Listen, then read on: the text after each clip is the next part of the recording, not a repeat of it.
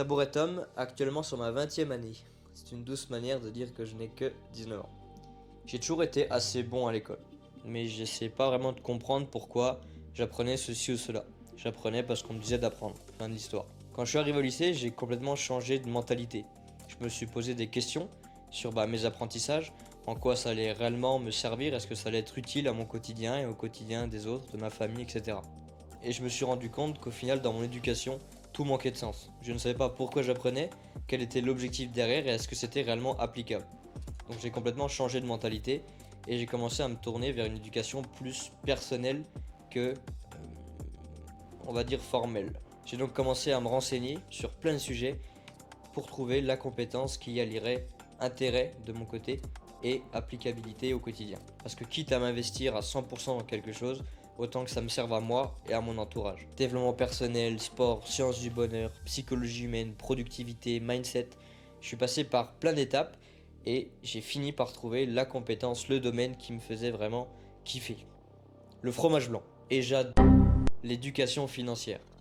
J'ai eu la chance pendant mon apprentissage personnel de rencontrer un monsieur qui était coach financier et qui a pris son temps pour m'expliquer en quoi consistait son métier, comment est-ce que ça fonctionnait en France, etc. Quelles étaient les formations, les diplômes à passer pour pouvoir exercer ce métier de coach financier. J'ai tout de suite adoré et kiffé le principe, le fait qu'il y ait un marché énorme en France qui ait besoin justement de conseils et d'accompagnement personnalisés par des professionnels pour atteindre leurs objectifs.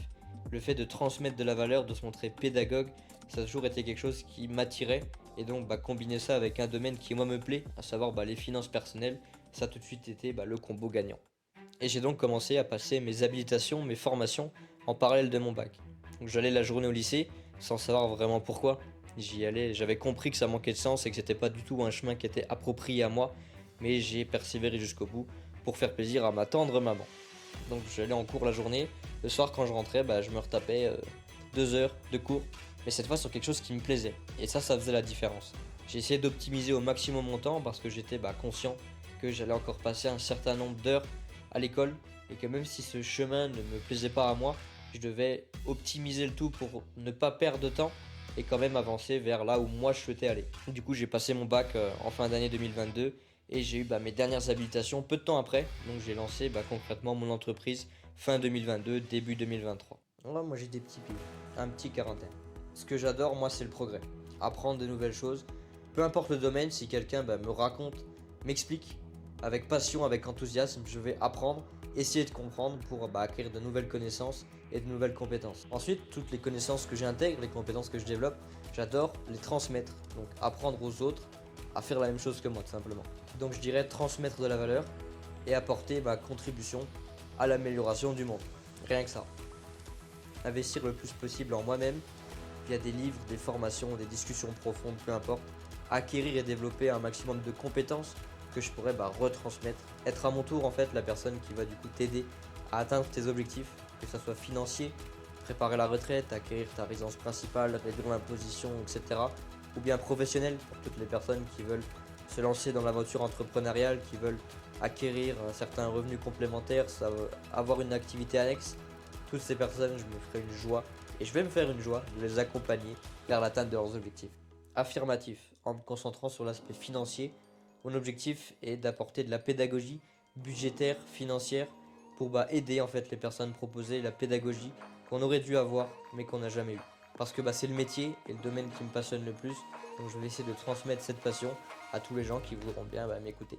Pour l'instant, je ne me contrains pas à me dire que je fais uniquement de la pédagogie et de l'éducation financière.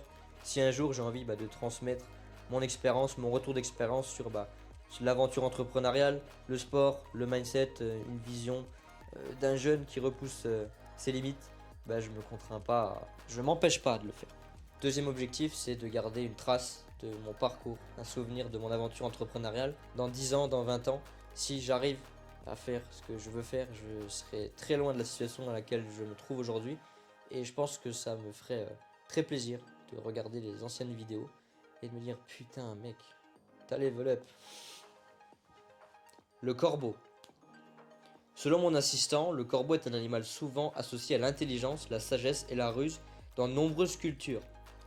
En tant que pédagogue, ces 3 caractéristiques me définissent et doivent continuer de me définir dans le temps. Mon objectif est d'aider les personnes en leur fournissant des informations de qualité, en répondant à leurs questions et en trouvant des solutions créatives à leurs problèmes. En résumé, le corbeau symbolise des traits qui sont pertinents pour moi-même et mon activité professionnelle.